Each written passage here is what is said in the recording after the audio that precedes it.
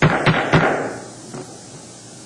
call to order the September 9th, 2010 meeting of the Zoning Board of Examiners and Appeals. Will you call the roll, please? Joanna Cross. Here. Timothy Biggs. Here. Gene Cars. Kenneth Burkhart. Here. Jeff Braun. Here. Joshua Fink. Present. Ann Denny. Here. Kate Williams. Here. Thank you. Before we proceed with the agenda, there are a few items we need to take care of. Due to circumstances, we need to postpone one of the resolutions on our agenda, as well as agenda item H2. Dealing with item number 1, postponement of resolution number 2010-005 on your agenda. It's item D1A. We'll need a positive motion from the board to postpone that resolution indefinitely. Ms. Croft, I see that you've made the motion, and Mr. Burkhart has seconded. Any discussion about the motion? Any opposition to that motion to postpone? Seeing none, that motion passes, and we have postponed resolution number 2010-005 indefinitely. Also need a positive motion to postpone agenda item H2. That's under public hearings, case number 2010-102. Ms. Croft, you've indicated a positive motion, and Mr. Vigg, you have seconded. Is that correct? Any discussion to the motion? Any opposition? Seeing none, that motion passes. And agenda item H2 is postponed indefinitely as well.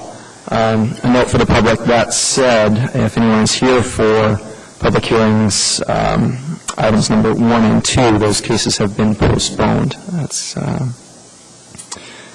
case number 2010-086 and 2010-102 have been postponed. So if you're here for those, you're welcome to stick around, but those cases won't be heard tonight. Okay. 086.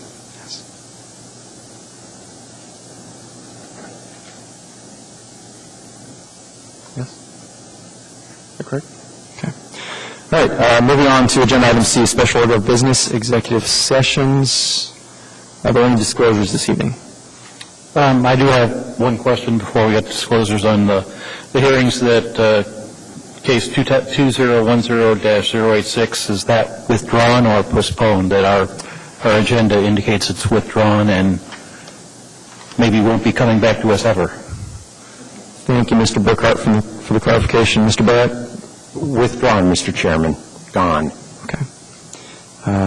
Let the record reflect that case number 2010-086 is withdrawn. Okay. Any disclosures? Okay.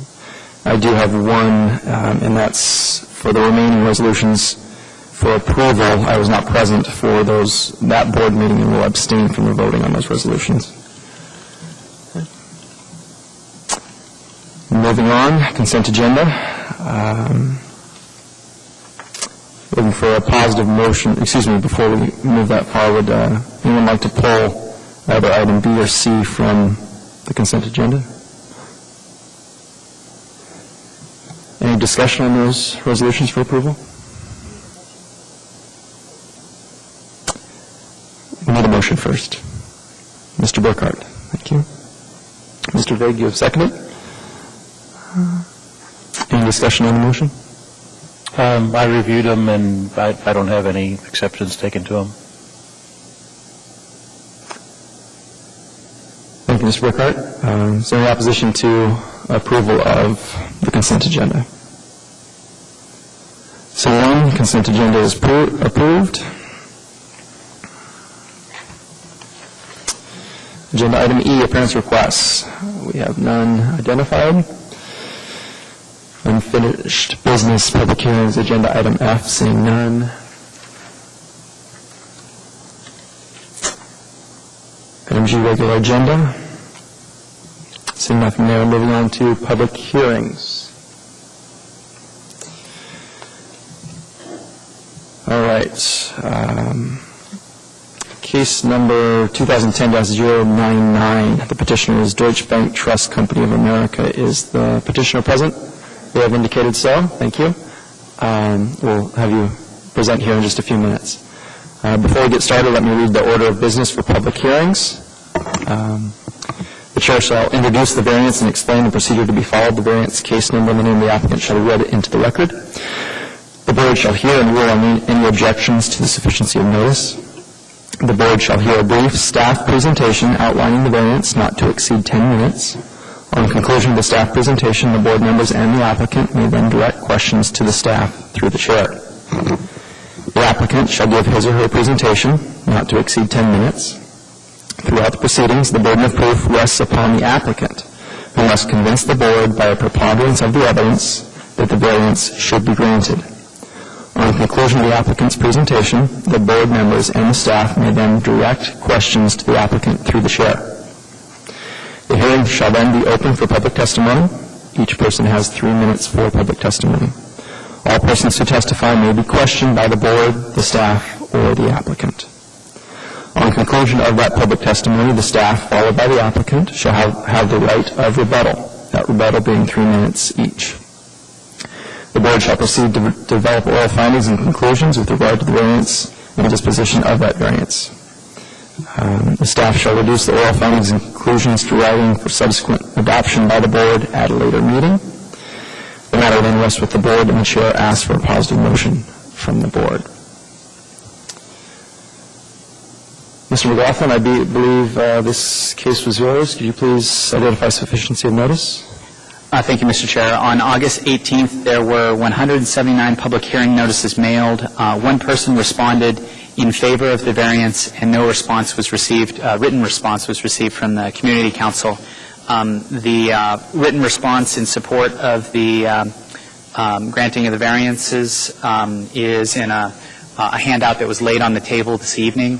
So you'll have to look through the 3 sheets that were, the 3 little packets that were laid on the table in order to see and read the comment in support of the granting of the variances. Thank you, Mr. McLaughlin. Please proceed with your presentation. Thank you. It's useful to have a handy page 7 of the packet. That is the as-built that we'll be discussing. Also, page 9 of the packet, that's just 2 pages beyond the as-built, there's an aerial photo, and the property is identified with a checkered outline around it.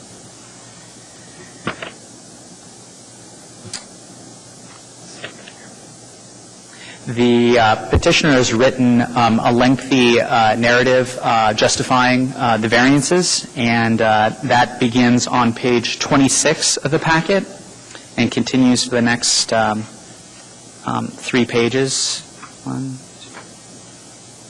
And then the last page that I'll point out is page 33 of the packet begins several properties that the petitioner is showing, I think, double garages in the vicinity. The petitioner requests variances from minimum yard requirements to allow, first, a garage to encroach 3.1 feet, approximately 60%, into the east side yard setback. The second variance is a deck to encroach 1.5 feet, approximately 30%, into the west side yard setback, and a deck of the same deck to encroach approximately, or 10 inches, approximately 4%, into the front yard setback in this R2M district. The garage was built without a permit sometime after 1994 and before 2007. The deck was built without a permit in 1995. The encroachments were discovered by a bank's property appraiser while the sale of the property was pending, and the property sale is still pending. The deck encroaches 10 inches into the front yard setback. This is that third variance request. This is the maximum allowed encroachment eligible for an administrative variance. The petitioner has chosen to have the Zoning Board of Examiners and Appeals decide whether to grant the variance rather than apply for an administrative variance, so as to save money on the cost of a separate application to be handled administratively.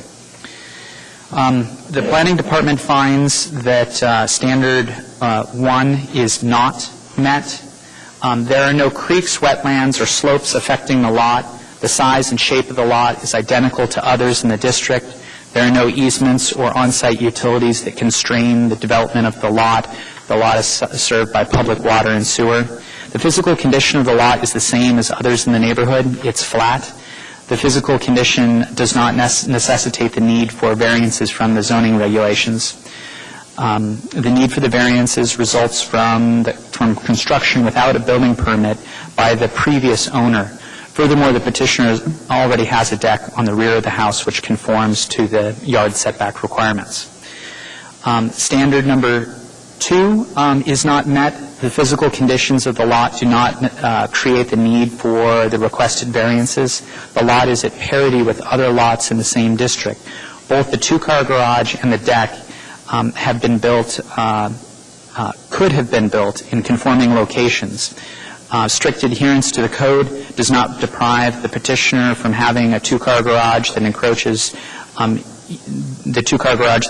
into the east side yard setback, and the second deck which encroaches into the west side yard setback, or the deck portion of the deck that encroaches into the front yard setback. Standard number 3 is not met. There's no peculiarity of the lot. This lot has the same size, shape, and topography as other lots in the district. The need for the variances is self-imposed because the lot is at parity with the other lots in the neighborhood. The need for the variance results from the petitioner's desire to leave the garage and deck in their current locations. The need for the variances is self-imposed. Standard number 4 is met. The granting of the variances will not be injurious to the neighborhood or detrimental to the public welfare. Building separation distance is not an issue on either the side yards or on the front yard. Standard number 5 is also met. The requested variances are dimensional and not use variances. The encroachments into the side yards do not change the character of the zoning district, neither does the front yard encroachment. Standard number 6 is met. The garage and the deck will not cause a fire separation distance problem. The encroachments will not obstruct clear sight triangles. No objections have been received from reviewing agencies or the public. Standard number 7, the standard is not met. The petitioner is requesting approval for an approximate 60% encroachment into the west side yard setback for the garage, a 30% encroachment into the east side yard for the deck, and approximate 4% encroachment into the front yard setback. The two-car garage and the deck could have been constructed with the existing location of the house while meeting the minimum side yard setback of 5 feet and front yard setback of 20 feet. The variances are not needed to build a two-car garage and the second deck. The department recommends denial of the variances because standards 1, 2, 3, and 7 do not appear to be substantially met. If after testimony the board finds to approve any one of these 3 variances, they should be subject to conditions 1 and 2 on page 6 of your packets. I'd be happy to answer any questions you may have. Thank you, Mr. McLaughlin. Mr. Burkhart. The property to the east of this, you mentioned that side yard setback requirements weren't a problem. That looking at the aerial photograph on page 9, and I realized the property lines may not be accurately shown. It looks like there's a number of sheds and other structures that appear to straddle the property line, so they might not be perfectly registered here. But if our garage is within 2 feet of the east property line, it appears that the property to the east is maybe built within 5 foot of the property line, so we have less than 10 feet between structures here. Did fire department comment on this, or was this routed for them for their review? Through the chair, Mr. Burkhart, thank you for raising this question. I visited the site, and I took out a trusty tape measure, and I measured from the houses on either side to the petitioner's property house, and on one side it was greater than 14 feet, and the other side was greater than 12 feet. So there's sufficient distance for the building separation. These aerials are always just a little off. Okay, that's all I have. Ms. Croft? I was actually wanting to comment about the same issue.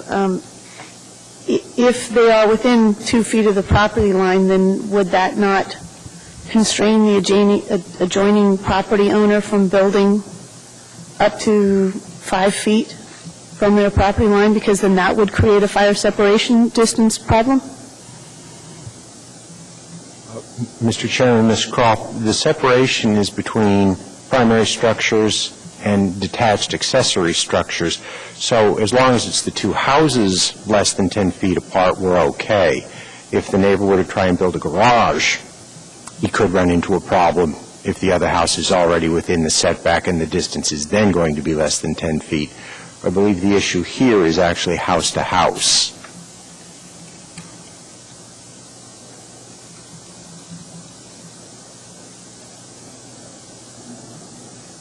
Just for the sake of repetition, houses can be less than 10 feet apart because they're built to a different standard. It's the detached accessory structures which must be 10 feet from the primary structure, the home. Okay, thank you. Mr. Fig? Mr. McLaughlin, on your write-up on Standard 7, just so I make sure I understand, the 60% encroachment referred to is actually the east side yard setback. Is that right? That's correct. And 30% encroachment is into the west side for the deck. Is that? That is correct. Okay. Yeah. And if I could just make one other point, I've written in the I guess on the front page that it's a 3-foot side yard encroachment. It's actually 3.1 feet, so there's a couple inches added to it. So 3.1 is accurate. What's written in the report's not correct.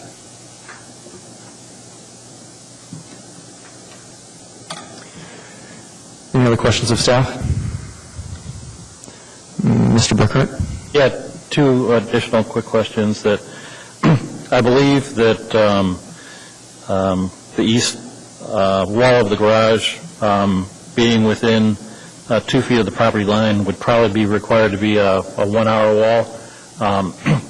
If we do vote to approve this, can we make this conditional on this going through building safety permit review? Okay, because we don't really know structurally if it's up to snuff, and so that would be in the purview of the board to add another condition to that effect. Mr. Chairman, Mr. Burkhart, absolutely, it's within your authority, and it's a good point because the structure, portions of the building were built without permits, so it's probably a good point to have it checked. Thank you. Board Member Croft? Sorry, one other question. How tall is the deck? How far off of the ground is it? The deck is a second-story deck. It's not on the first story. It's on stilts. It's on it serves the second story.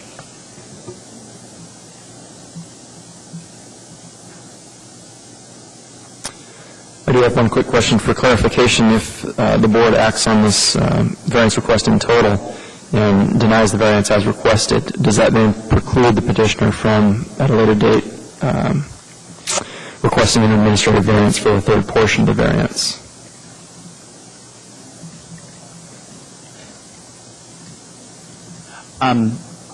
If the administrative variance is denied, the petitioner can still apply for and be granted an administrative variance. Thank you. Ms. Croft, any other question? No? Okay.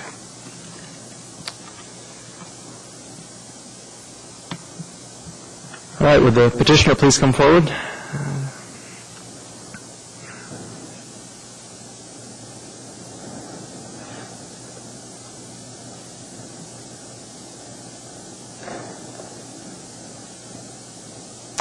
Good evening. Hi. Please state your name and spell your last name for the record. Okay, I'm Elizabeth McMullen, MacMullen. Ms. McMullen, you have 10 minutes for your presentation. The board requests that you speak to the 7 standards, as we have to find all 7 standards substantially met. Okay, I actually typed everything, so if it's okay with you, I'll just read it. I didn't want to forget anything when I got here. Okay. Okay. Well, you already know my name is Elizabeth McMullen. I'm a realtor from Remax in Wasilla. This is a little bit out of what I normally do. Typically we don't handle this. We have a physical buyer, we have a physical seller to do this for us.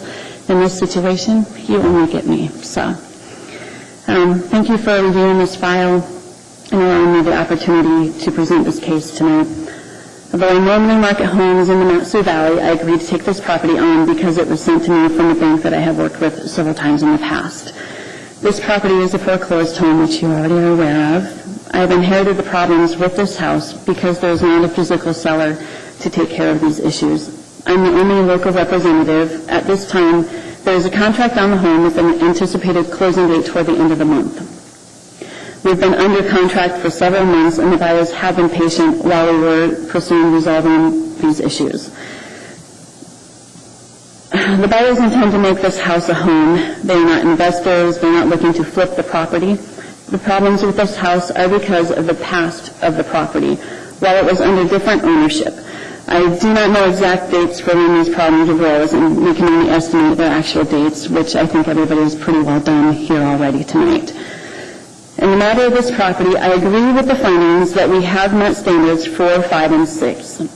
I also believe that we have substantially met standards 1, 2, 3, and 7. We've met standard 1 because although there isn't an issue with the land itself, we have substantially met the standard because of the original placement of the home on the lot. Because of the placement, there is not proper room for the items we have applied for a variance for. These encroachments are actually minimal encroachments. Should we try to change the deck and the stairs to meet the setbacks, then we would create an issue with building codes and health safety hazards, as the deck would not be wide enough, nor would the stairs. The garage would not meet code either. The garage doors are made in certain sizes. The garage door cannot be cut off or changed. This does not create a health safety issue or a fire hazard with the distance between the subject property and the property next door, as there is still more than 12 feet between the structures. The steps setback distance is within reason, so that it would be allowed through an administrative variance, which I know also you've already talked about tonight. I chose to add it to this variance request in the hopes to alleviate spending more time and more money. Since I was already in the process of the variances, it made perfect sense. This home conforms to the other homes in this area, and it should be allowed the same features as other homes in the area. If the deck is removed from the home, even though there is indeed another deck in the rear of the home, then access is lost to the main entry door to the home. It is not a reasonable request to expect the future owner of this property to have to walk to the rear of the home to gain access, nor is there an entry door installed at the rear of the home at this time. Therefore, I believe that the variances for this property should be granted because the building codes would require that the garage be the width that it is, the stairs would need to be the width that they are, and the deck would need to be the width that it is. I have presented this case to the Russian Jack, actually we both met with the Russian Jack Community Council last night, and they have unanimously voted a non-objection to this variance, and I brought just a copy of that with me so that I can give it to you guys here tonight. 176 mailings were sent in regards to this issue, and there were no objections to the request. Thank you again for allowing me this opportunity on behalf of my client. Granting this variance will allow this property to sell in a more timely manner, the buyers to be able to move in, make this house their home, which will further enhance the neighborhood. Having a vacant home is a liability and sets an environment for more problems. Please grant this variance so we can close this. And Vivian has some. Hi, I'm Vivian Coleman, and I'm the selling representative from Prudential Jack Wright. And I did a lot of research before we even started on this. Once I had talked with the appraiser, and he told me that we needed a new as-built because from what he could see, the house had the setback issues at that time. So he never completed his appraisal. And so I immediately called the tax assessor's office to find out when they first heard about it. And then I was told by the tax assessor's office they knew there wasn't one in 94, but when they went out there in 1996, the deck and that garage had been added. I have statements from the people who've lived across the street since their house was built in 1978, Mr. and Mrs. France, and then their daughter Christine, and they saw the addition of the deck and the garage being built in 1995 by a contractor from Texas, who obviously didn't know things about needing a permit to add on to a house or to remodel it as extensively as he did. So anyway, so I have these for submission, and they are from the people who watched it go up, who had no objections to it, and they thought it was just fine. And then the daughter Christine put a side note that she said, I walked through the house with the contractor while they were remodeling, and I thought the construction was great, or was done right. And so she had been through the house when it was under construction, and they were almost finished with it. And then the last thing was, like I said, of going back to the issue that the Muni knew about this addition in 1996 because they raised the taxes on it because of that. And that was one of those things. It's like, well, if the Muni knew about it, do they not, tax assessors and planning and zoning ever, meld together to find out, did they get a permit? Here they go ahead and raise the taxes on it because it's here. And at the Russian Jack hearing last night, we had both Max Gruenberg, Sharon Sisma, all the people who represent that as representatives for the state, and they all voted, that this should be done because they live there. And they said, it's been there for 15 or 16 years. Why should we tell them to tear it down at this point? We agree that it should be left in place. Thank you, Ms. Coleman. Could you just spell your last name for the record? Okay, Vivian Coleman. Last name is Coleman. Thank you. And Ms. Coleman and Ms. McMillan, if you would like to submit that letter of non-objection and also the letters you have, Ms. Coleman, for the record, we'll need to keep them for 30 days.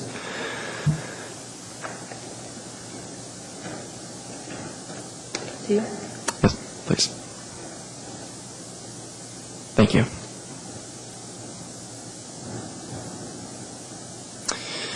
Any questions of the petitioners? If you'd stay close to the microphone.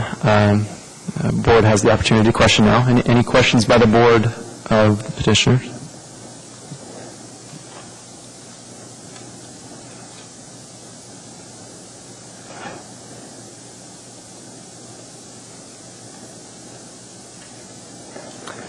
Mr. Burkhart. Yes, in terms of the standard number 1, that's supposed to be some natural feature of the land, and testified that the House made it such that these items would not be able to be added. I guess I tend to disagree with that in terms of the garage, that the garage is wider than I think the minimum, that standard 2-car garage is, 18 feet, I believe, in width. And so I think they could have put on a garage of conforming width and still had 2-car garage on there. So, and I guess likewise, I don't think that you've convinced me like that standards 1, 2, or 3 haven't been met. So I was wondering if you had any other information you could supply there or elaborate on your logic. If you could speak into the microphone. I guess I don't really know how to respond to that other, I don't know how to respond. Well, we have to find that all 7 standards have been substantially met. I guess we'll find out later what other board members, but, I wanted to give you the opportunity that I guess I'm still unconvinced on those 3 items, so if you had anything else to offer. Do you have anything that you want to add to that? I think it's really, really important about the fact that there's no front door to this house without going up those steps. Because when the house was a carport and a garage, and I also, I think, submitted pictures of it, when it was in 93, it was just the open carport, the door, there was no front door, it was a side door. And when they enclosed that and made it into the double-car garage, they added the steps, and the only way into the house without going through the garage is through those steps that you say, and that are 10 inches too much into the front line, and then... There's no other door. There's no other door. So, I mean, I can see where the standards were, basically they were saying tear down the steps, tear down the garage, and, make it so that this house is unsaleable, is what it comes down to, and it can only be sold as cash. And to me, it seems like if the market says, and a buyer's willing to take it as such, because there's actually been 2 other owners, and that's the whole thing is, unfortunately for us, one of the sellers and the title person who were involved with the sale before the bank got it are sitting in jail because they didn't do proper procedures on this. We wouldn't be standing here today asking for these variances. Well, I guess my follow-up question is, if we follow that line of reasoning, we probably shouldn't have any zoning code at all, because whatever anybody chooses to build, if somebody would buy it, would be okay. And No, I think that it's necessary to have your building codes. If we didn't feel that we had a rightful case, we wouldn't be here either. I guess we're asking for your mercy on this one, that, this future buyer for this property knows what's going on with this property. I guarantee you're not going to have more issues with the property because they know what we've gone through to get to this point. I mean, can we take down the garage? Yes, we can take down the garage.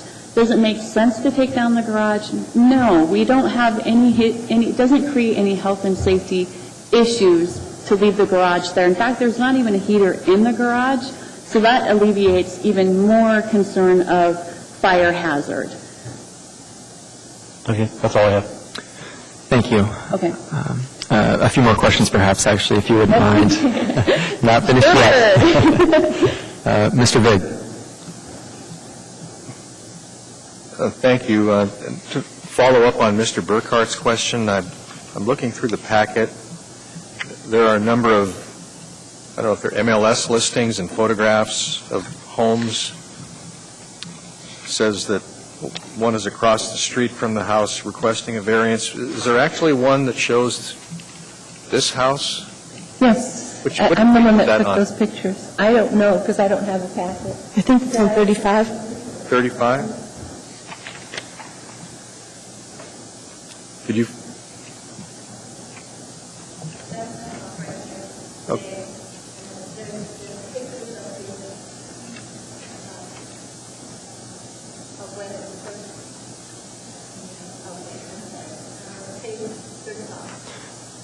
For the record, the applicant indicated that the picture of the house as is today is found on page 35 of the staff packet with some street view photos towards the end of the packet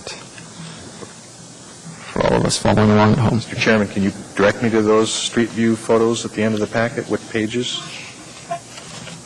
I believe pages 43, 44, 45. Those are neighborhood photos? Those are all different homes. Yes, they are. I thought I put in the 1993, the way it looked at that time, when it was just the carport. I believe that's page 33. Mr. McLaughlin, you could help clarify, are there any photos we have of the house aside from what's been indicated on the MLS listing? I don't know. So, excuse me, I'm looking at the one picture then on page 35. Am I correct in seeing 2 single doors side by side, separate garage doors?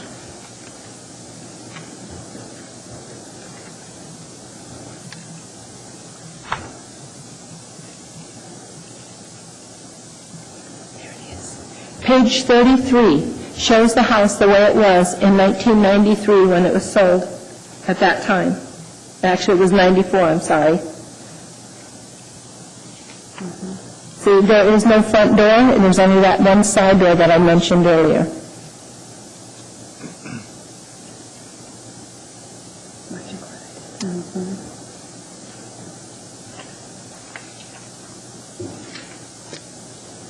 It's had a little bit of a facelift. Is there one, which one most accurately represents the house today? Page 35 is the way it looks today. 33 is what it looked like in 93. It looks like 34 is also an example of maybe a better photo. From 2007, it looks like, perhaps. Okay. So You're right. same That's house. that was a listing that got canceled, and they were asking $300,000 for it. Okay, so it's pretty clear from that photo that there are two separate garage doors for each Right. two-car parking stalls. Okay, thank you. Ms. Croft? In looking at those pictures and hearing your response to Mr. Burkhart, I'm confused as to where the entrance to the house is. On the side, if you look at the front picture, on the side left. Upstairs? Yes, Yeah, you have to go to that's how you get in. you go through the front yard and then You enter into the kitchen dining area. Okay, so the deck then is not just a deck off of a bedroom or something like No, that. It is it's the necessary. exit to the, it's an entrance to the second Right. floor. Okay, then,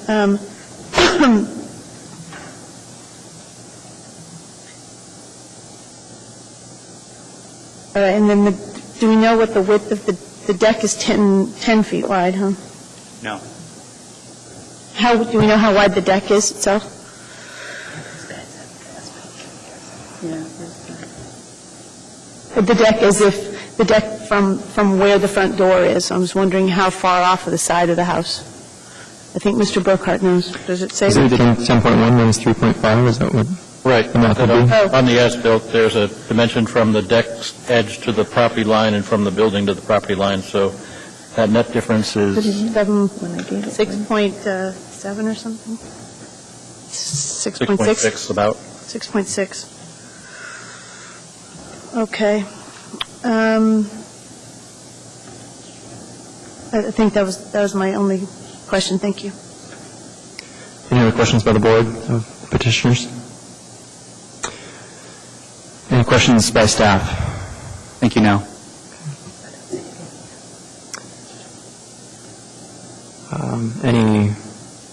Let's see. I guess that closes the questions for now. We'll move on to public hearing, and then you'll have a chance for rebuttal of anything that's developed during that public hearing testimony. Okay, so thank you. Thank you. We'll open this case for public hearing. Is there anyone from the public wishing to testify? Okay, so please come forward, state your name, and spell your last name for the record. My name is Barry Kahn, K-A-H-N. Thank you, Mr. Khan. You have 3 minutes. I own the home on the corner of 17th and Valerian. The lot size is within 86 square feet of the house requesting a variance.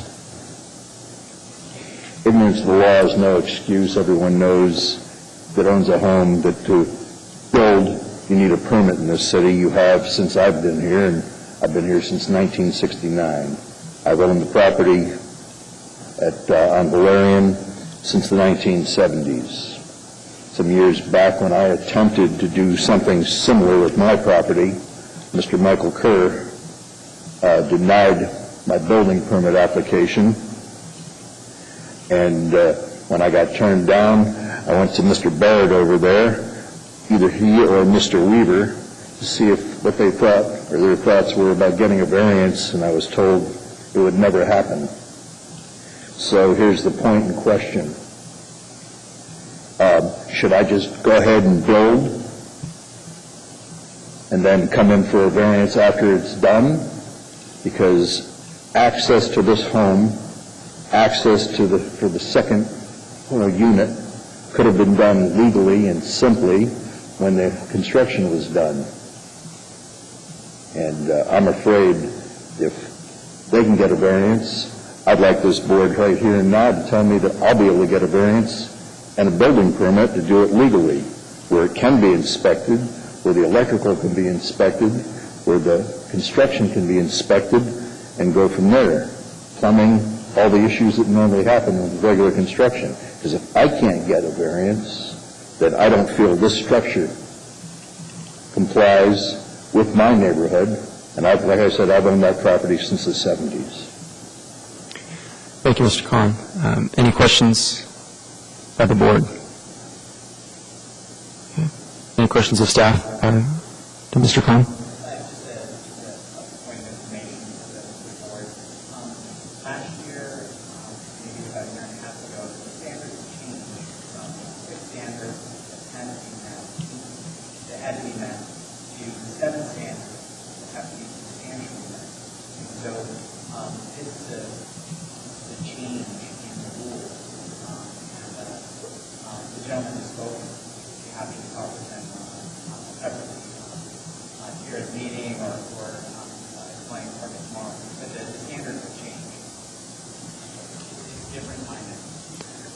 I understand the standards may have changed, but we have a structure without a building permit asking for a variance to grant what they've grandfathered in, and does that mean I can go ahead and do the same thing on my property right around the corner and then come in here and say, oh, gee, I've already got it done, I don't have to tear it down, or I don't have to meet municipal standards?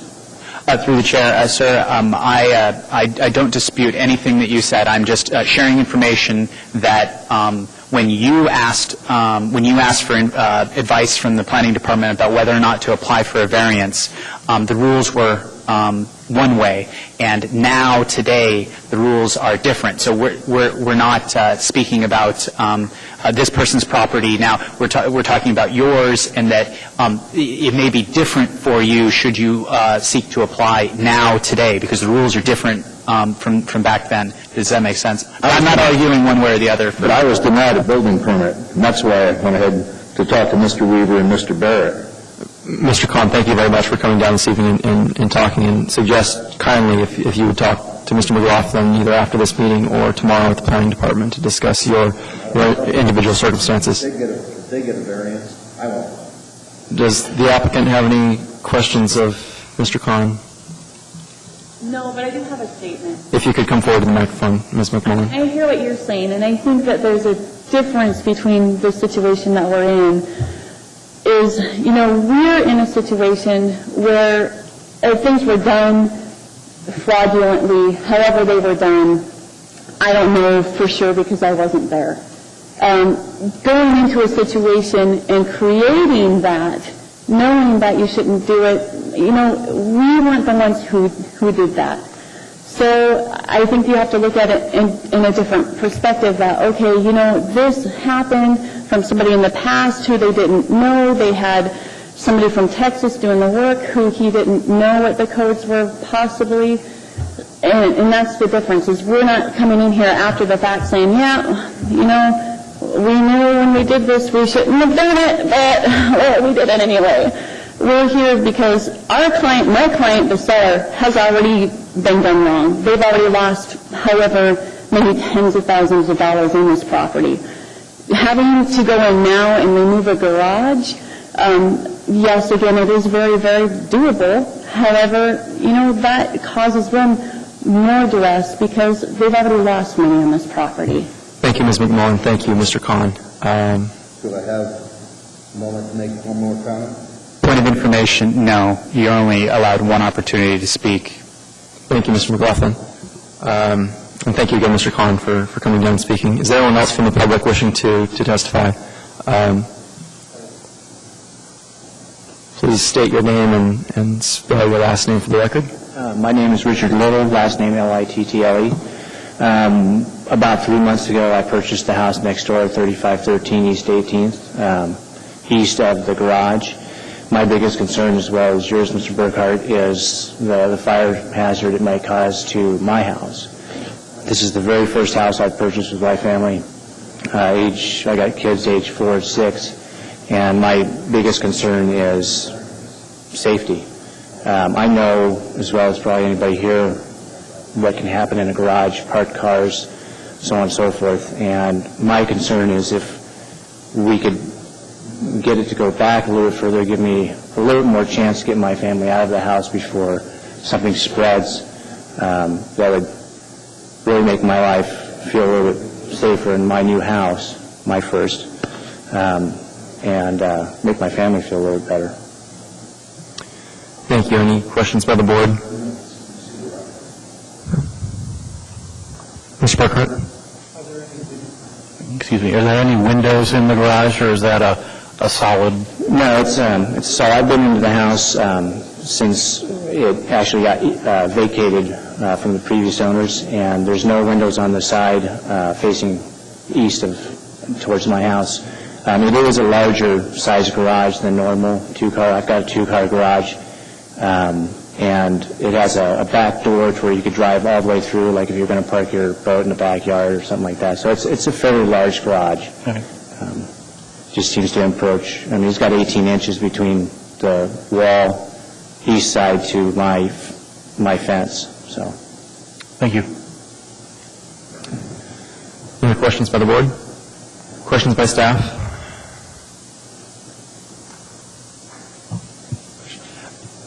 No, I don't have any questions. Thank you. Thank you, Mr. Muffin.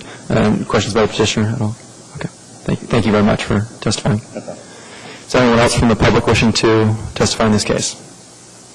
Okay. With seeing none, the public testimony is closed for this case. Any rebuttal by staff at all? Thank you, no. Any rebuttal by the petitioner? Petitioner has indicated no. Ms. Croft? Yes, I just wanted to follow up on something Mr. Kahn had said with you. He said something about a second unit. I just wanted to clarify, are there 2 living units here, or is there just one single-family? It's a single-family house whose the main entrance on the second floor. Okay, thank you. Sorry to bother you, but could you come forward and speak better into the microphone? You couldn't hear a nod, could you? Yeah, it is a single-family home with the only main entrance on the second level on the left side of the home, if you're looking at it from the front. Thank you, Ms. McMillan. All right, you bet. With no further questions, the matter now rests with the board. Request a positive motion. Ms. Croft, you've indicated you make the motion? Yes. What I would like to do actually is split the motion. I'll make the first one, and we can deal with that, and then the second one. In case number 2010-099, I move that we grant a variance from AMC 21.40.040.G to allow a deck to encroach 1.5 feet into the west side yard setback and a deck to encroach 10 inches into the front yard setback, subject to conditions 1 and 2 on page 6. Thank you, Ms. Croft. Mr. Burkhart, you've indicated you've seconded. Is that correct? Yes. Thank you. Ms. Burkhart, would you like to speak to your motion? Ms. Burkhart would not like to. Probably not. We can combine our approach, though. But we always think so much alike. Ms. Croft, would you like to speak to your motion? Sure.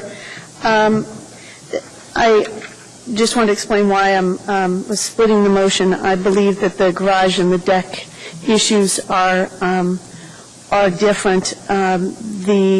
The deck, as we've heard from the petitioner, is being used as the primary means of entering the unit, and as such, I think an entrance and a way to the front door of a building is a required component of a building, and therefore I'm going to speak to that first. In terms of Standard 1, there exist exceptional or extraordinary physical circumstances of the property. I believe that standard is at least partially met due to the location of the house on the property and the fact that the house is configured with its main entrance on the side of the property. I do believe that in terms of standard 2, because of these physical circumstances, it would be, and also having the entrance on the second floor instead of the first, I believe that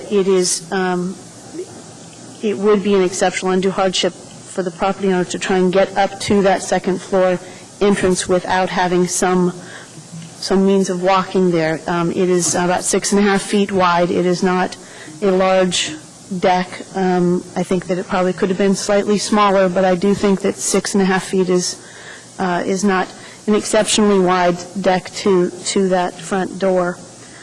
3, in terms of the hardship not being self-imposed,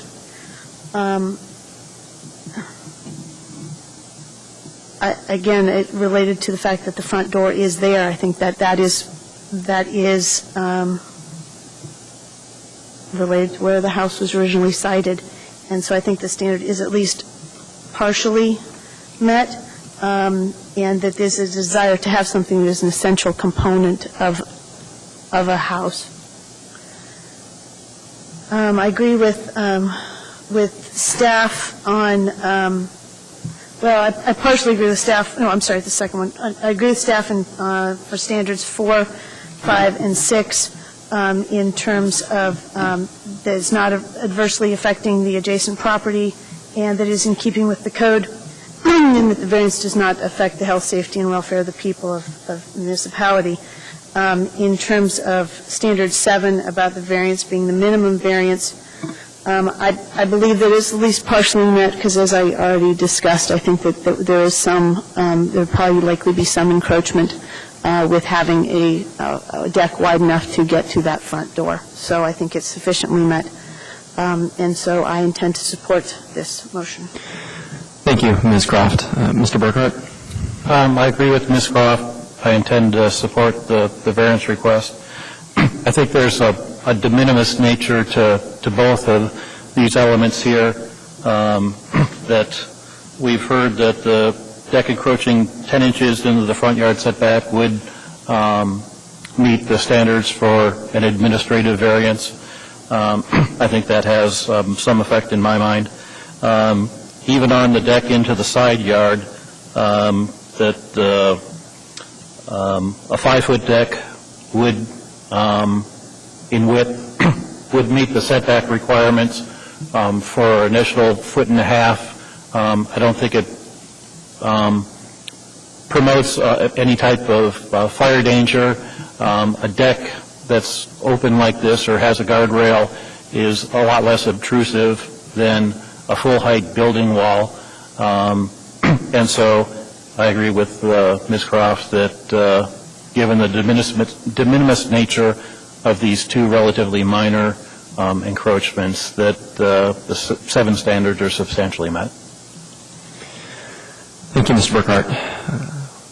Would any other board members like to discuss the motion on the floor?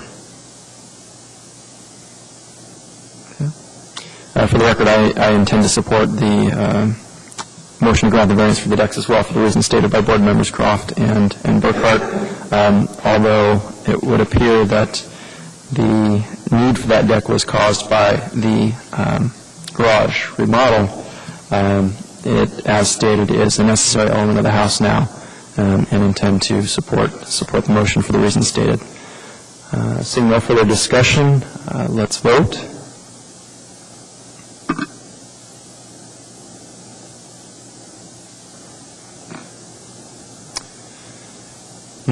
That motion passes unanimously. And I'll wait to read the final decision disclosure until after addressing the second motion I think we need to have presented, if that's fair.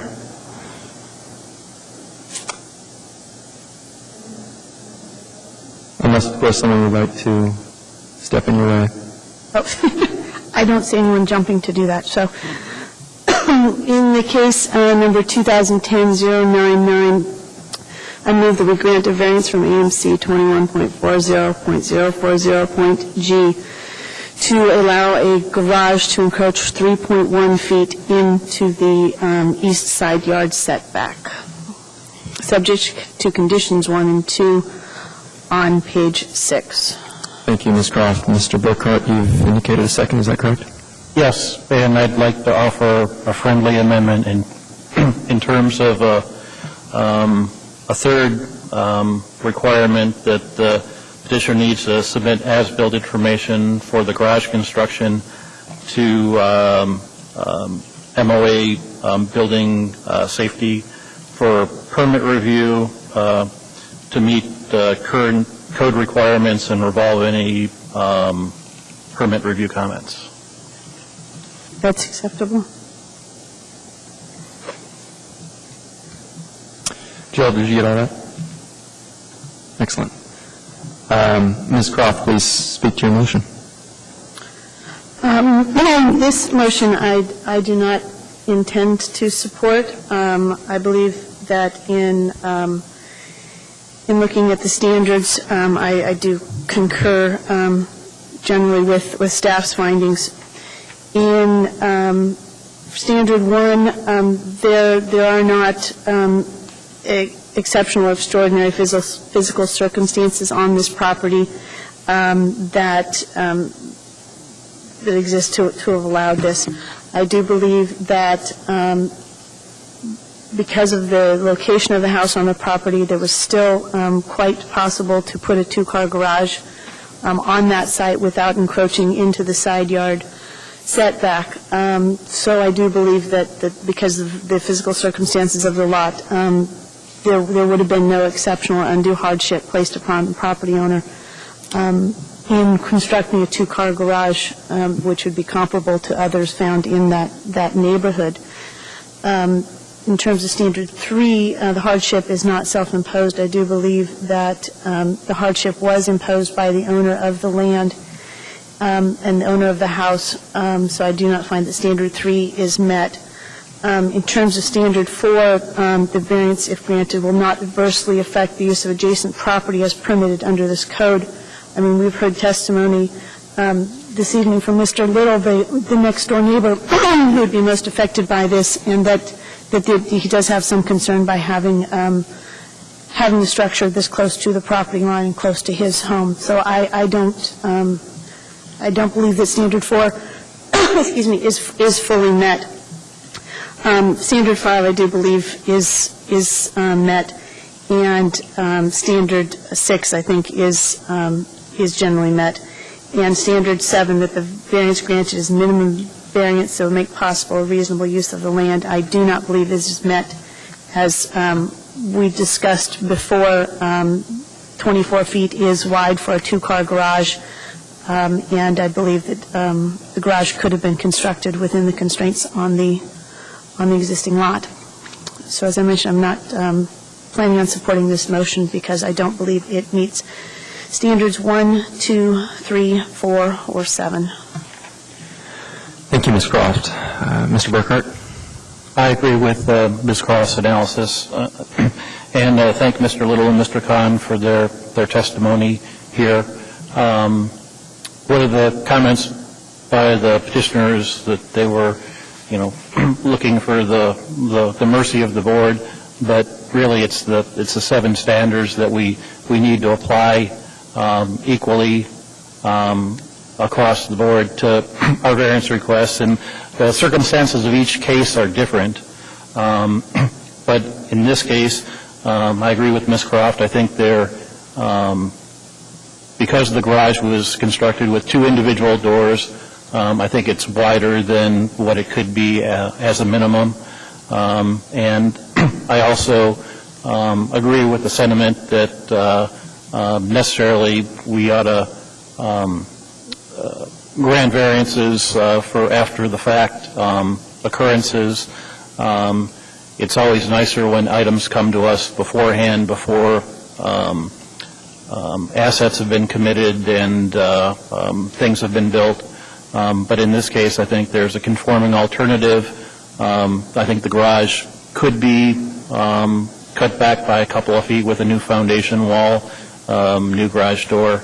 And I'm also troubled that, yes, this didn't go through for permit, and so if the board does decide to grant the variance request, at least we have the requirement there that it will need to go back through permitting to make sure it's structurally sound.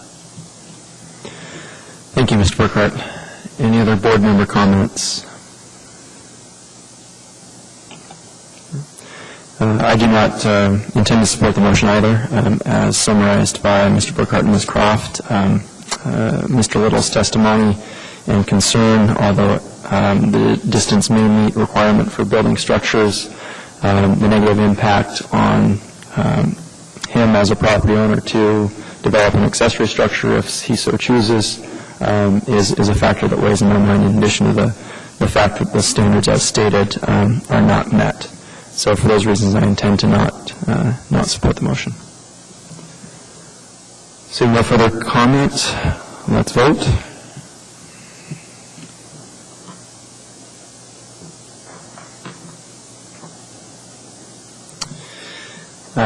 That motion is denied unanimously.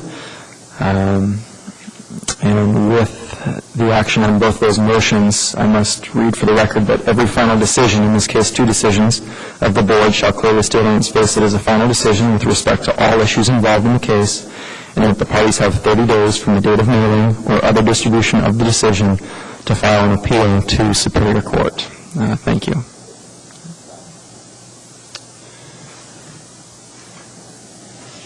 With that, we'll move on to our second and final case for the evening, 2010-103. Is the petitioner present? Petitioner has indicated their presence. Mr. Barrett, this is your case. Please indicate sufficiency of notice. Thank you, Mr. Chairman. On August 18th, 169 public hearing notices were mailed for this item. We did not receive any written responses or community council response to the mailed notices. However, the petitioner has submitted many letters of support for his request. Thank you. Thank you, Mr. Barrett. Please proceed with your presentation. Thank you, Mr. Chairman. This is a request to reduce the required landscaping along each lot line adjacent to a residential district for a single-family home that has been converted to a Montessori school. The applicant is requesting that the landscaping that is in place be allowed to substitute for the code-required buffer landscaping where the lot lines are adjacent to a residential district. There is an as-built for this property on page 3, and if you've got the same copy I do, the page numbers are not stamped. So you're going to just have to flip. The as-built page in the lower right-hand corner says NTS reduced. Then on page 4, right behind that, is another NTS. It's sheet L1.2, and it is the tree inventory.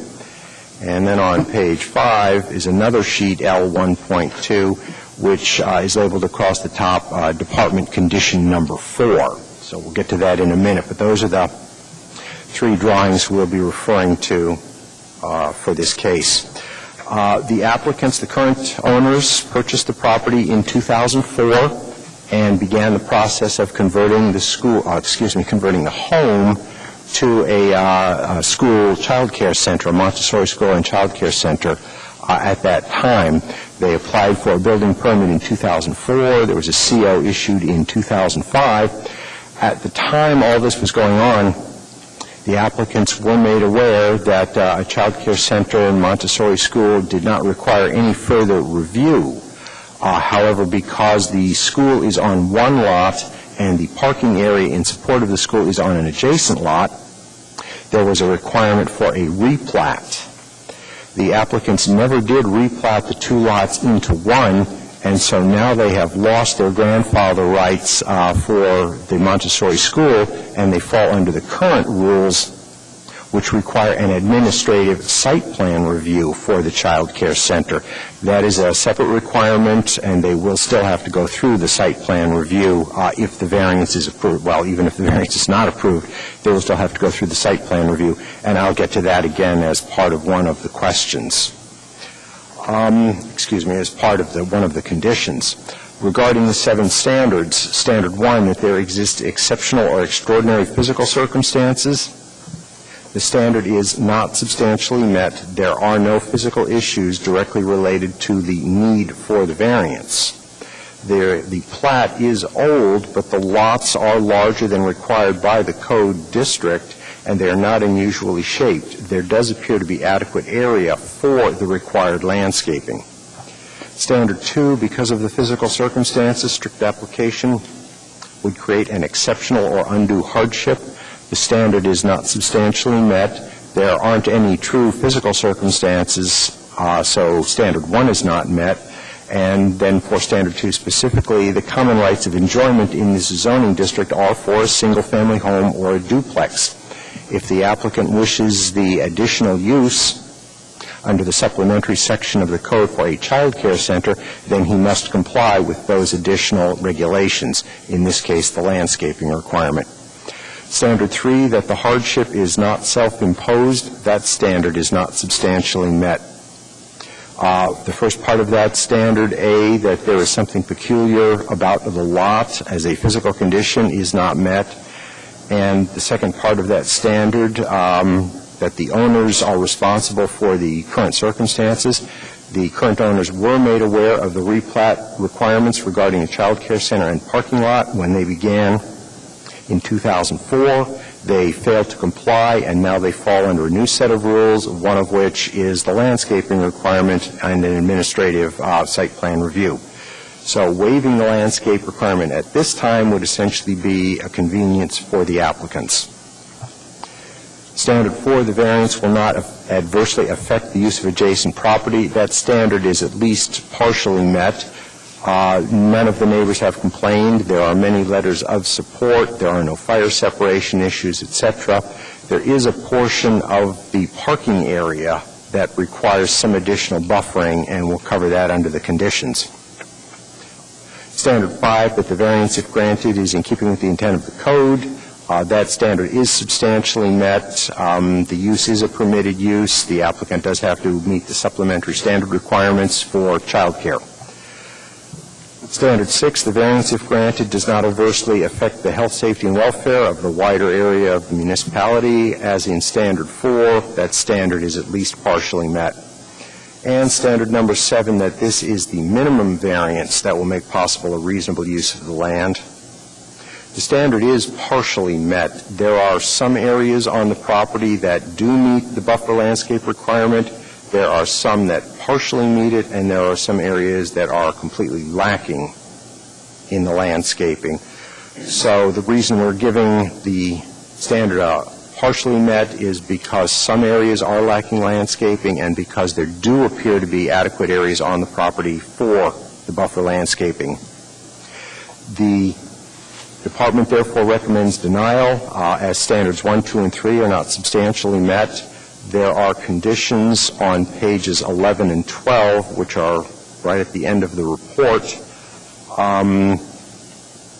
I would point out on those conditions that condition 5 is more a reminder to the public and to the owners. The property is already currently signed appropriately for enter-only and exit-only on the driveways. However, because these driveways are only the minimum width for one-way drives, we just wanted to emphasize to the current owners, the board, the public, and any future buyers that these driveways are one-way. Standard condition number 6, replat the lots into one, is carried over from 2004. And again, just an advisory to the applicant that an administrative site plan review will still be required. Now, if I could ask you to flip back to page 5, the one that's labeled across the top, department condition number 4, add landscaping where indicated. The two sticky tabs taped onto the photograph are a lot line running north-south on the property and another lot line running east-west. Those two areas do have some landscaping, but it is less than the minimum required. So as a condition of approval, we've offered a compromise on that. Either do the buffer landscaping or do visual enhancement landscaping with a solid wood 4-foot-tall fence. Thank you, Mr. Chairman. That's all I have. Thank you, Mr. Barrett. Any questions by the board of staff? Ms. Croft. Mr. Barrett, I have two questions. Does the landscaping that's currently in place, did it meet the landscaping requirements for a child care facility when it was originally permitted? Mr. Chairman, Ms. Croft, at the time, child care was not a supplementary use, so all they would have needed was normal residential landscaping. So, yes, they would have met it. Okay, thank you. And in the packet that we received this evening, the very end of it is comment from an adjoining property owner. Could you help point out which piece of property he owns, and does this in any way affect your take on the standards? Mr. Chairman, Ms. Croft, the letter in the package laid out tonight before you, I'm not sure which of... I'm sorry, I was referring to the last one, Mr. Michael Mr. Stoyanov, because he listed, he seems to be the property owner perhaps most affected by this. I believe he owns lot 10. And he was seeming to propose things sort of in the same areas that some of your stickies in Condition 4 point to.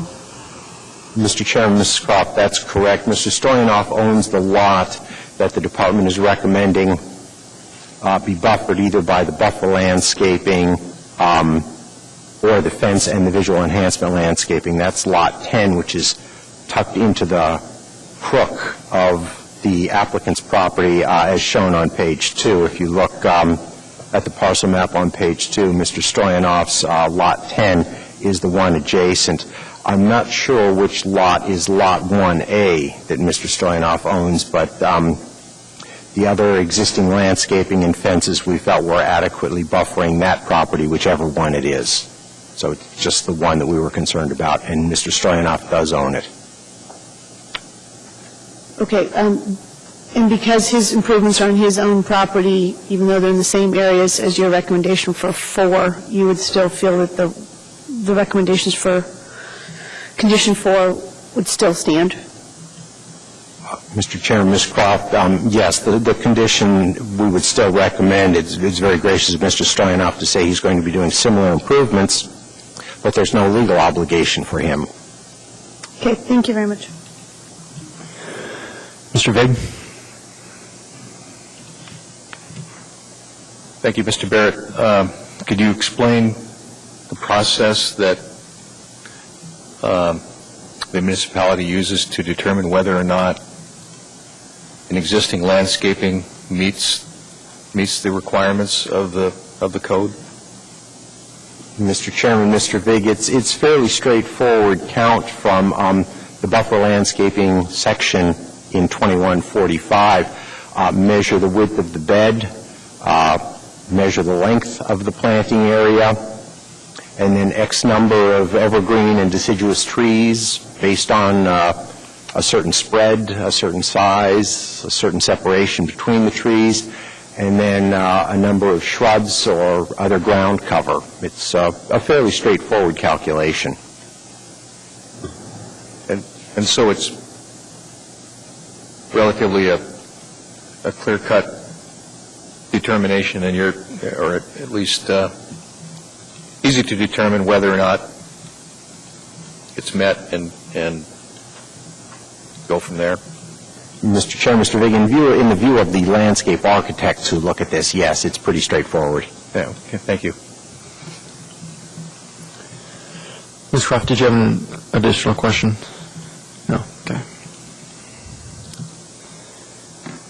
Any other questions by the board of staff? Okay. Seeing none, thank you, Mr. Barrett. The petitioner would please come forward.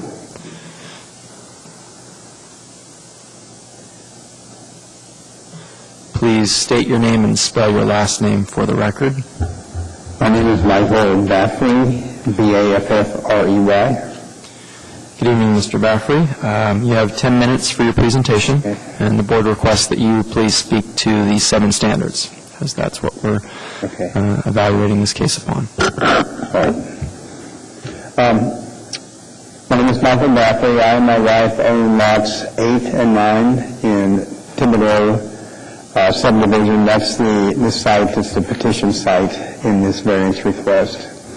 We are requesting a variance to substitute existing landscaping for the AMC 2145-310H2, which is the requirement for the buffering landscaping that's currently in play right now. At this location, my wife has operated the Montessori child care since 2005, and we have she has 35 kids there, and it's a fully functioning and operational Montessori school. It's one of the few in town that actually has infant care, so it's a great facility. One of the Montessori school philosophies is based on developing a community, and we have, and not just in the classroom, but in the neighborhood and the larger community as a whole. They have done that. They are a strong part of the community. We have a significant number. I'll get to this later, but we have strong community support for the facility and for the variance request. I've written down some notes here. This is way beyond my comfort level, so just bear with me. Certainly. We're converting the former residence from Roxy Pomeroy to a commercial business. Roxy had done an exceptional job in her building of the structure and the landscaping to keep the natural characteristic of the neighborhood intact. And if you look at there's an aerial view in the documentation, you'll see that there's a large clump of mature boreal forest, spruce, birch, and unfortunately cottonwood in that area that was on this property. When we converted the property, we kept the exterior of the building the same. We kept as much of the vegetation as we could, and when we configured the required parking lot, we also kept as many of the birch and spruce as possible. And that's, I guess the fortunate part about that is that the cottonwood were the ones that took the biggest hit in terms of the mature trees in the area. So, but now we have a very substantial grove, the only substantial grove of birch and spruce in that area. Mr. Stylianos, forgive me if I'm fragmented here, but the one area that Al didn't know where it is diagonally across Wright Street from our property, and I can show you that on a map when we get to that. There are several inexcusable reasons why we never completed the administrative site plan back in 2004. The replat, which has been approved as of the 31st of this month, is something that my wife is doing that, and there was confusion on her part. She thought that is something that when you paid the Land Tech was doing it, she seriously thought that part of the process was over with. And Land Tech has finished it. but I'm not at all excusing us or Land Tech. It was our responsibility to follow through on that. We just did not. So as of 2006, we became, under the new regulations for buffer landscaping and visual landscaping, Mr. Barrett said that all we had to do at that point, back in 2004, was to do residential landscaping. I disagree with that. We were given a landscaping requirement that was very much attuned to the buffering landscape requirement now. And you'll see along that southern lot line of lot number, the lot that separates Mr. Storiano's property, lot number 10, and ours, which is lot number 9, the lot closest to the Wright Street. There is extensive, if you look at the tree inventory, there's extensive landscaping that has been done there.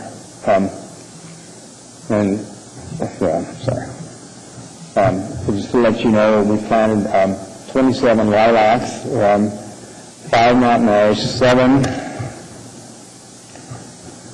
maydays, 1 Canadian red cherry, and 5 crab apples. And I currently have 2 more mountain ash that are potted and 1 mayday, which is potted, that we'll plant later on in the fall.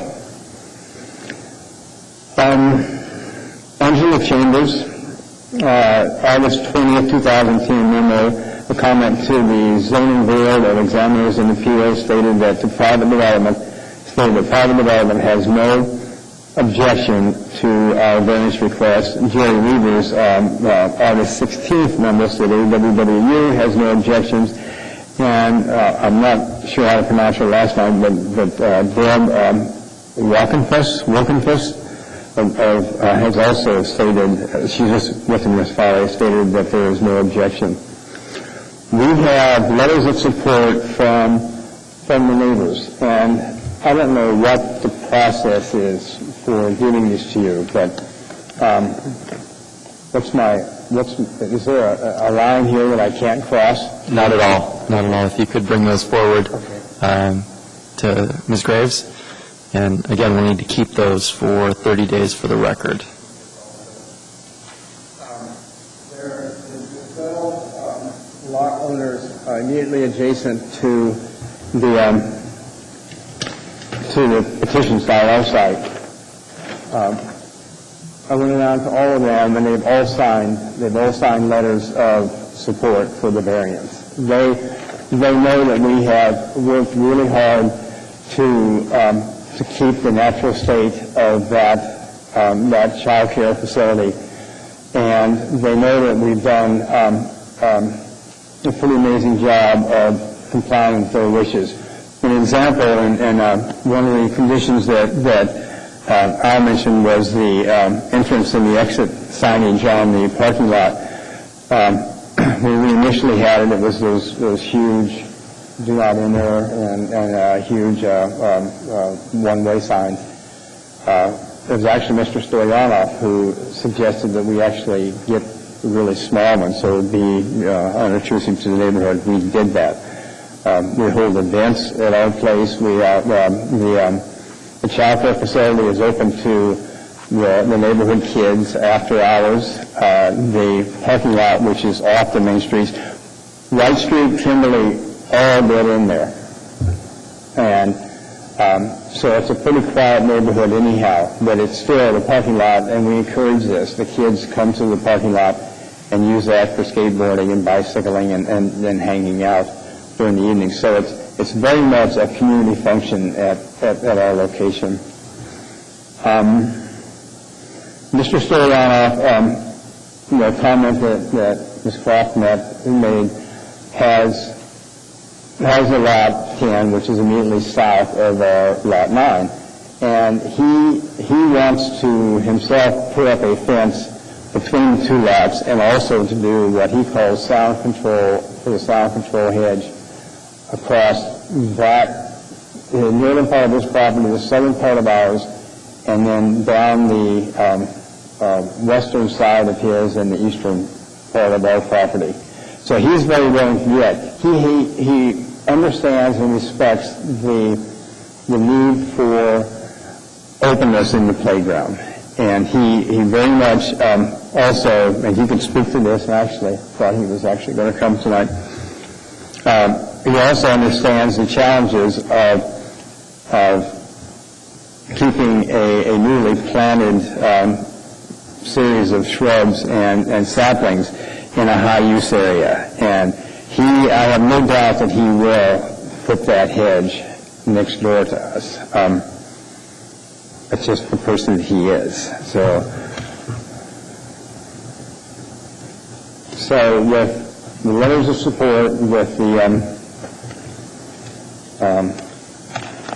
the comments from municipal staff, it's probably time for me to speak to the conditions. As Mr. Barrett said, 4 through 7 have been done. That is the conclusion of your time. If you're comfortable being complete now, I'm sure you may be asked a question that will allow you to speak to some of those standards that has not been met. Sorry, I was... No, thank you for your presentation. Ms. Croft.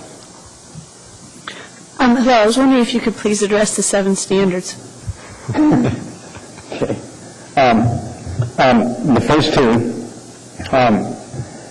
the examples that were given in standard number 1 was streams, wetlands, and slopes. And they were examples. And I actually think there's some other physical barriers that come into play. One being the substrate, which is rocky and cobblestone in that area, and the other is, one of the others is the mature birch, spruce woods that are in the area and the massive root structure that they have, because they have a lateral root system. So when we put in the 43 shrubs and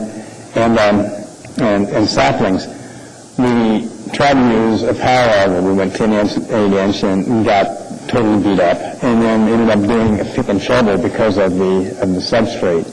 And we backfilled with topsoil. We thought about using dynamite, but I was too early in our relationship with the neighbors. Even I'm only kidding about that. But see if there's other cobblestone. Planting vegetation will, at a minimum, impact the existing root structure of the mature trees, possibly introducing pathogen, and at a minimum, it's going to weaken the structure of the mature trees that we have on the site. Another physical characteristic to consider is the effects of additional trees in the play area. In Alaska, especially this summer, we should be lobbying for more sun and less shade within the play area. If we did the 10-foot buffer around the 60 by 65-foot play area, we'll substantially reduce that between 35 and 37% of the play area, because we would need to keep the kids technically out of the planting area to give them a chance to survive. And kids and trees, that's a magnet. So that addresses 1 and 2. Standard 3 states that the hardship is not self-imposed, and the circumstances are not merely constitute convenience. We are not opposed to the regulation for buffering landscaping. We do believe that was more targeted towards larger sites and not a community-based child care that we've got.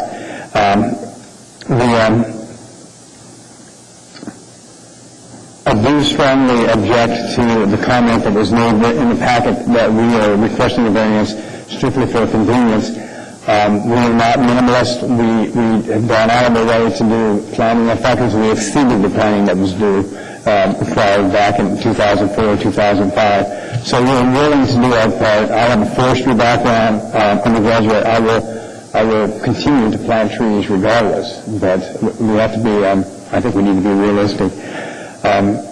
The conditions 4 through 7, Mr. Barrett spoke to those. They've been met.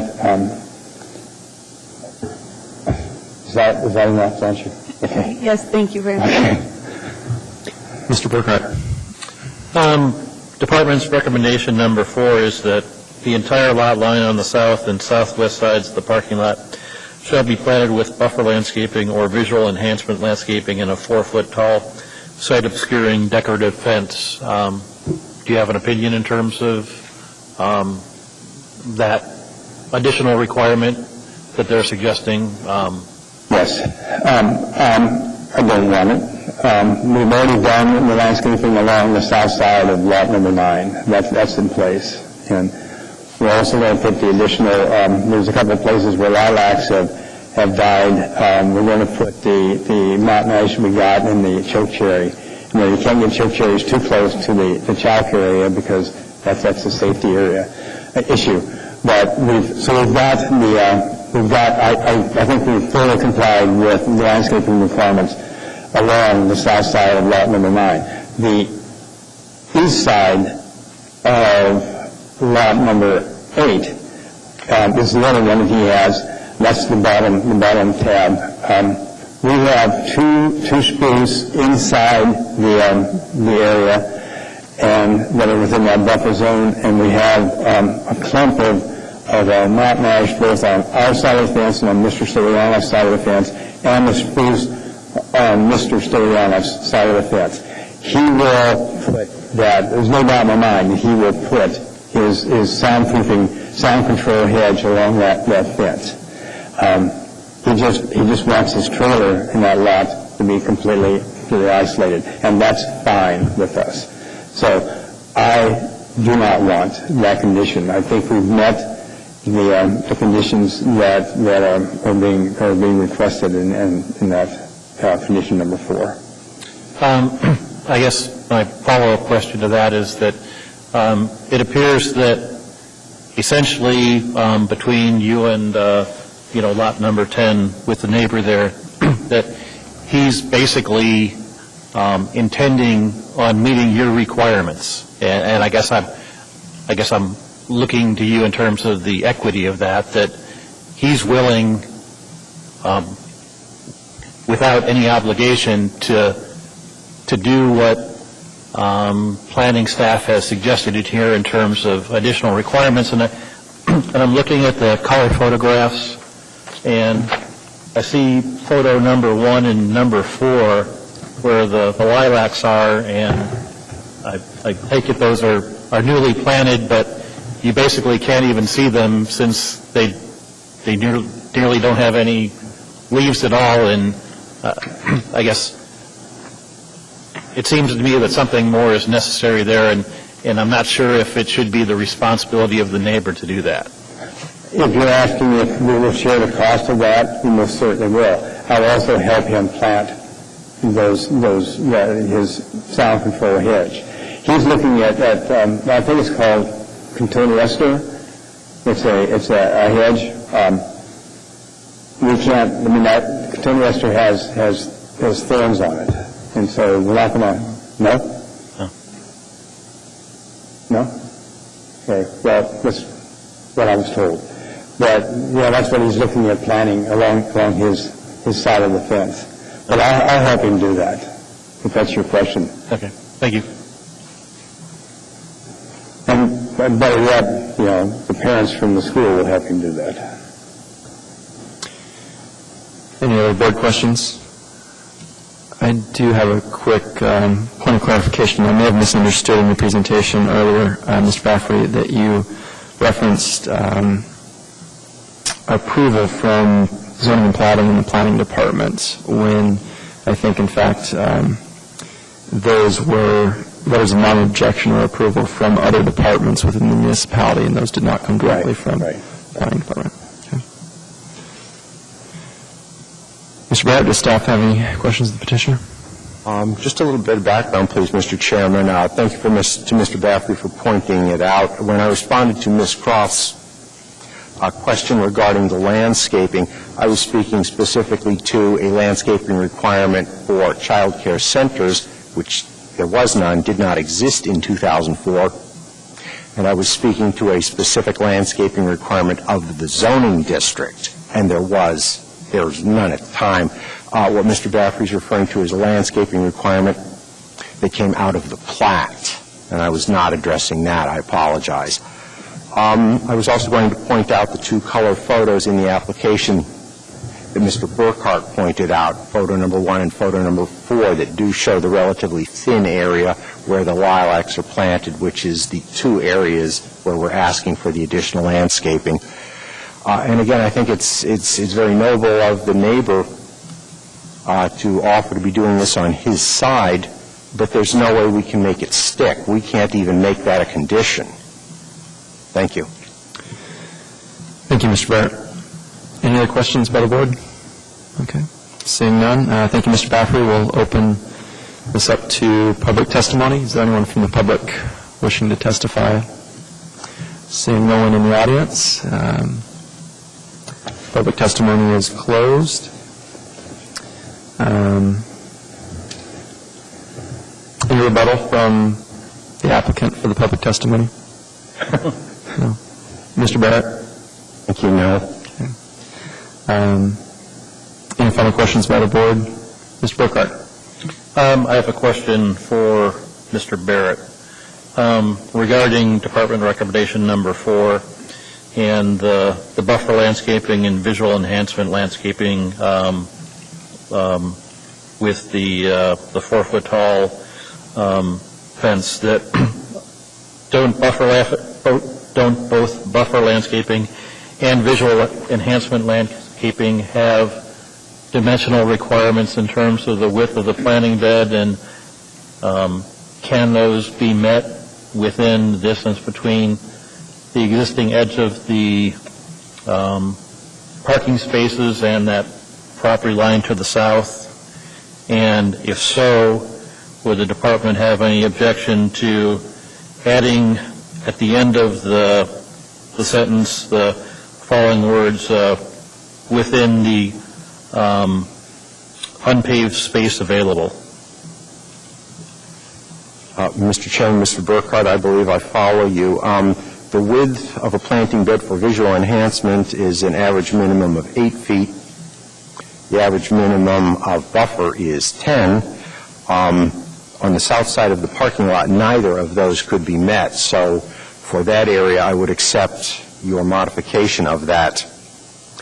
And because of what Mr. Baffrey has said about reducing the play area, I believe we could apply the same modification to the north-south line that buffers the play area from the neighbor, if that was your intent. Yes, thank you. Thank you. Any other questions? Seeing none, the matter rests with the board. If a board member would please come forward with a positive motion.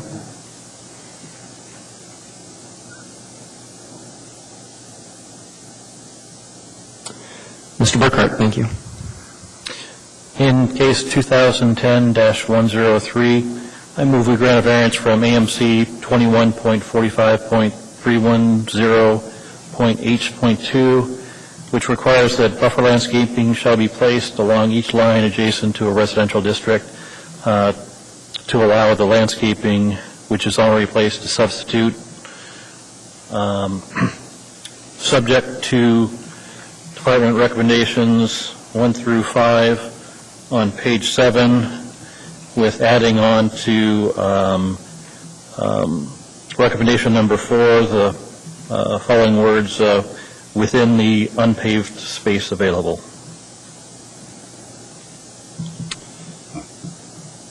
And to just briefly clarify, Mr. Burkhart, Department Recommendation 6 is falling out because of the action as indicated by petitioner.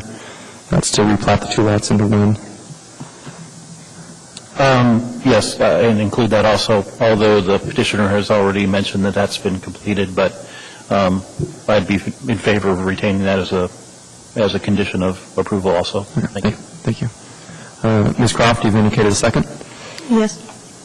Mr. Burkhart, would you like to speak to your motion? I plan on supporting the variance request.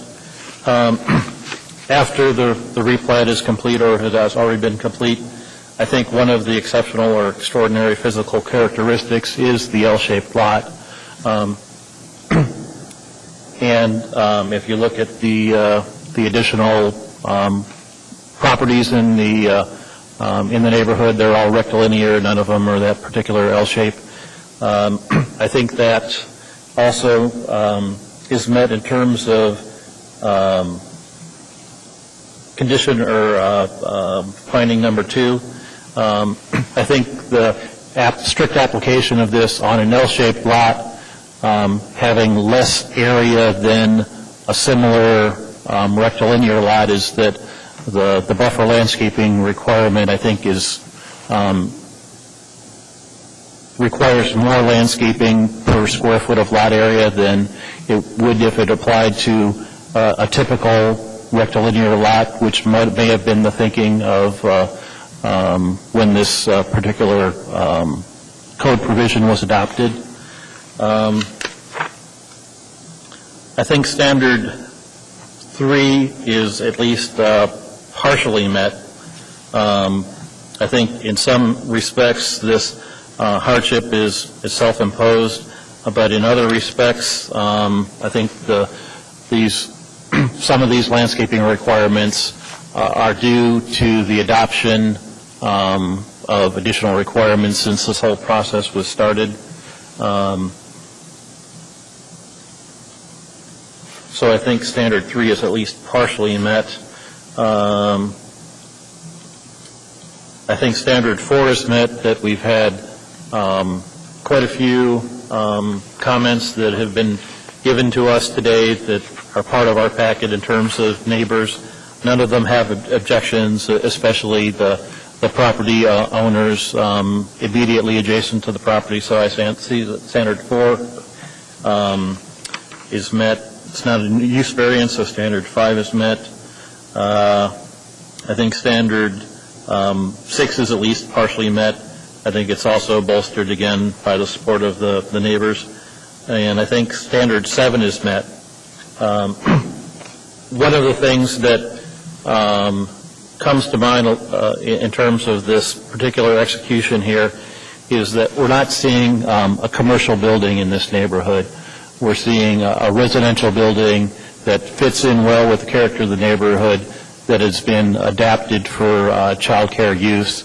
And so I think that also helps to bring this all in the scale and pattern of development which exists, whereas a brand new building, commercial building constructed wouldn't have the, I guess, the scale that a residential building does.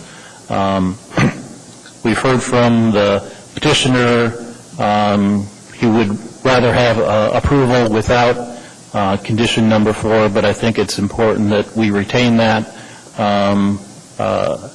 that even though the adjacent property owner intends to install a chain link fence and a hedge, that I think with whatever happens with that property, I think having our property or a fence and visual enhancement landscaping or buffer landscaping along that property line, I think, is really the responsibility of this owner, and I don't think it's a particularly onerous requirement to require that that be done. So in view of the department recommendations, I'm in favor of granting the variance request. Thank you, Mr. Burkhardt. Ms. Croft. I intend to support this motion as well in terms of standard number 1. In addition to the L-shaped lot that Mr. Burkhardt mentioned, I do think that that the existing mature vegetation is obviously an extraordinary physical circumstance. That wasn't someone built the building in the wrong place. Those are trees that have been there for quite a long time. And I was interested to hear about the rocky and cobblestone substrate that makes some of the other plantings difficult hard for them to survive there. And I'm glad you didn't use the dynamite. But I believe that is sufficiently that sufficiently makes the case for standard number 1.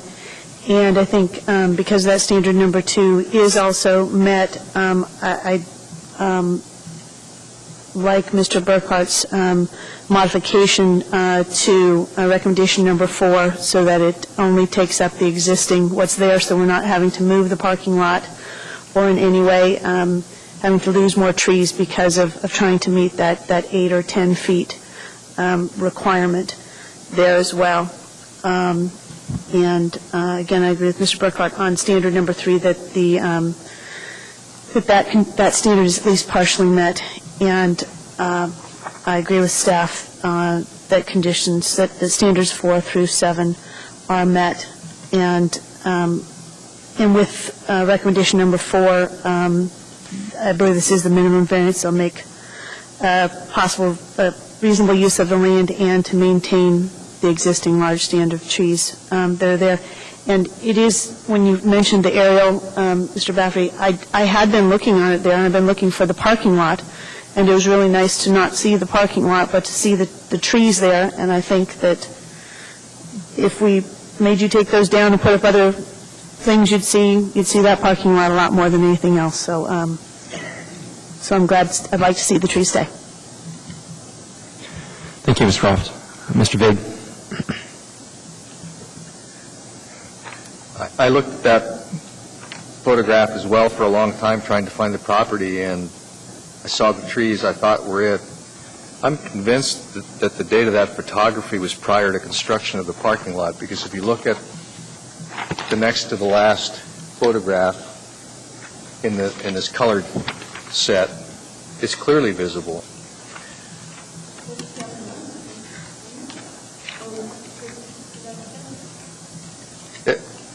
I don't know what the source photography date is on this document, but it's, I'm sure, prior to construction of the parking lot. And I guess I was really struggling with this one because having a hard time coming to terms with if we grant this variance, and what's the purpose of having these landscaping regulations in the first place. And I think what it comes down to for me is the screening of the adjacent properties. And, you know, the letters that were provided, I think, carry some weight, particularly Mr. Stoyanov's, which is the one that's most directly impacted. But I think there's some pretty serious need for screening in there, and I'm glad to see that it appears to be addressed through condition number 4 of the department's recommendations. So although I initially felt inclined to not support this, I think with condition 4 being there, with Mr. Burkhart's modification of that, and the lack of objection from the neighbors, I go along with it. But it troubles me that we have the requirement, and we can't apply it here. Then where do we apply it? Thank you. Thank you, Mr. Vig. Mr. Barrett, did you have a follow-up to Mr. Vig's comment? Yes, Mr. Chairman. Thank you for Mr. Vig and Ms. Croft.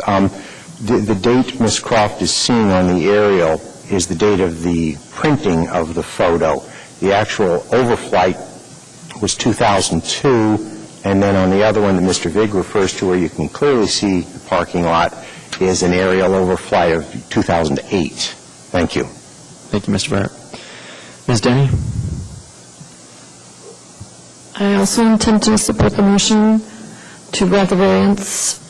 I agree with staff's points, and I also agree with the petitioner in that in the use of the property as a child care facility, that covering the whole thing with trees or having him conform to the variance or to the request would probably be detrimental to the actual use as a child care facility and reducing the amount of sunlight and reduce the amount of play area for the children.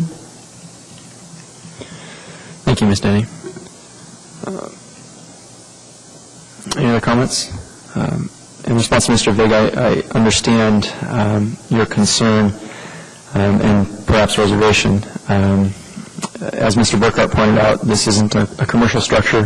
Mr. Vig, you asked when should we apply these standards, of course, unilaterally to all properties that fit within this category, certainly. But considering its existing continuity with the neighborhood and purpose already served by the landscaping that exists in its maturity, as well as mitigation created by Standard 4, I do intend to support the motion.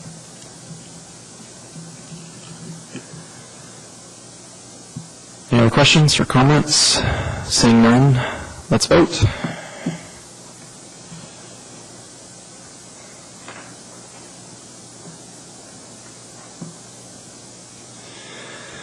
That motion passes with a vote of 7-0 with one abstaining. That said, for the record, I must read that every final decision such as this of the board shall clearly state on its face it's a final decision with respect to all issues involved in this case, and that the parties have 30 days from the date of mailing or other distribution of the decision to file an appeal to Superior Court. Thank you.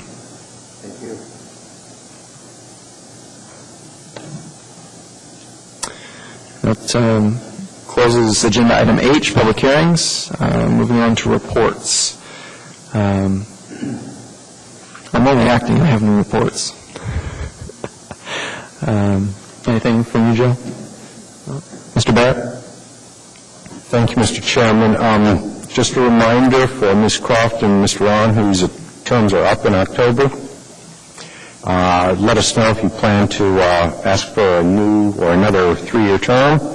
And I'll let Mr. Burkhart speak to his item because he already told me before the meeting began. And just as a point of information on the sufficiency of notice, in January of this year, the Assembly approved an ordinance, and it went into effect this month. We no longer do newspaper or magazine ads. We just do the website and the individual mail-outs to all the property owners within 500 feet.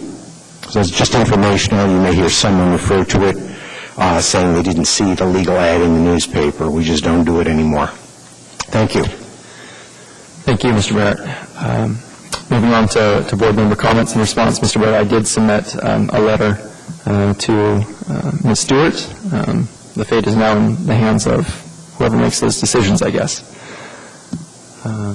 And I, too, responded to Ms. Stewart saying that I would not be seeking, nor shall I accept, the nomination for another term. Right. Will you consider putting a name forward? I'll ask around. Thank you. Mr. Burkhart, we didn't throw you a going away party, nor did we Ms. Croft, so that to me means we don't want you to go. Well, I do have a replacement or sucker or whatever you want to term it. But she can't, I think, start serving until January due to other commitments. So I intend to be available to be on the board until probably January. Thank you. So I don't know if, Mr. Barrett, do you need a letter or an email from me or? A letter that you're willing to serve through the January inclusive meeting? Yes. The date. Thank you. Yes. And Mr. Burkhart, you know, baseball playoffs are coming up. Football season is starting. And there's a football game, I think, going on as we speak. And I can't. I'll be over by now. All right. Well, Ms. Croft, thank you very much. I've truly enjoyed serving on the board with you. Thank you. So this, I thought I had next month for all the vetting. So oh, you do? Okay. Oh, yes. Great. Just in case I'm not here. Oh, okay. Thank you. It's been a pleasure serving. We have another month for the cards and gifts. Oh, yes, that's right. All right. Mr. Barrett? Thank you, Mr. Chairman. Ms. Croft just reminded me, does anyone know that they will not be available next month? What is the date of that meeting?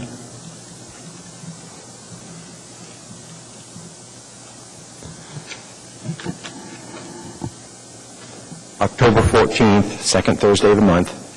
I will not be available. I will be back at my alma mater watching a college football game. And where is that so that we can root for or against? Yeah. Any other comments?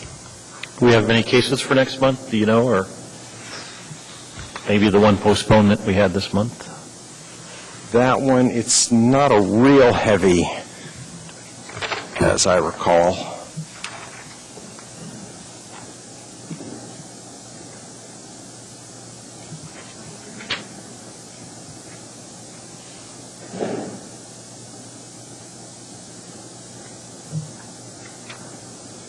Three so far.